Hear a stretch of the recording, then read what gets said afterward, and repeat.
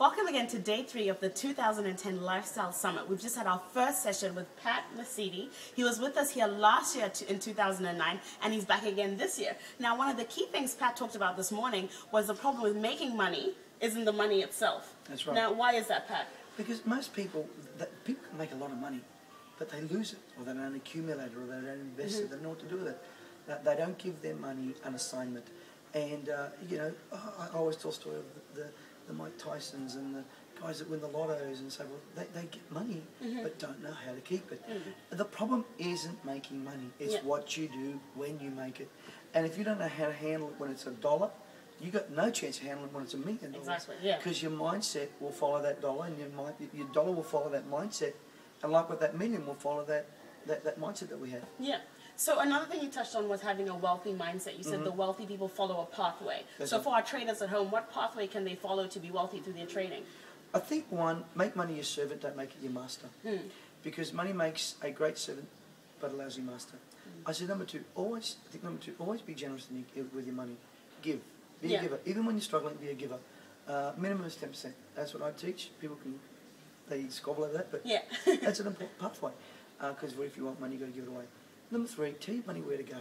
Yeah. Allot it. You know, how much do you need for your necessities in life? Yeah. How much do you need to spend? Divide it up.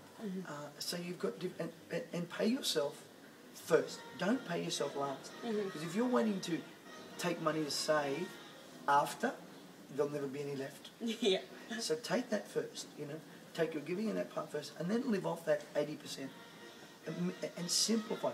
People live lives that are far too complex. Exactly. And that's where they get stuck. And another key thing that you mentioned to us as well, to some of our traders, was how, you know, the 4 steps they could take to change. And the first one was to trade more. Yep. And so what were some of the other ones? Well, they've got to trade more. 2, they've got to be consistent with their trading. 3, they've got to listen to their coach. Yeah. Do not do it your way. Your way got you into this mess. So don't do that, because it'll just mess up your head. And the fourth thing is just don't hold money tight. Yeah. Now, be wise with it, be frugal with it, but don't just have that tight mentality, because then it'll get a hold of you. Money messes with people's heads, and you know you've got to not let it mess with your head, and that comes through working on your mindset. Definitely. Which is me.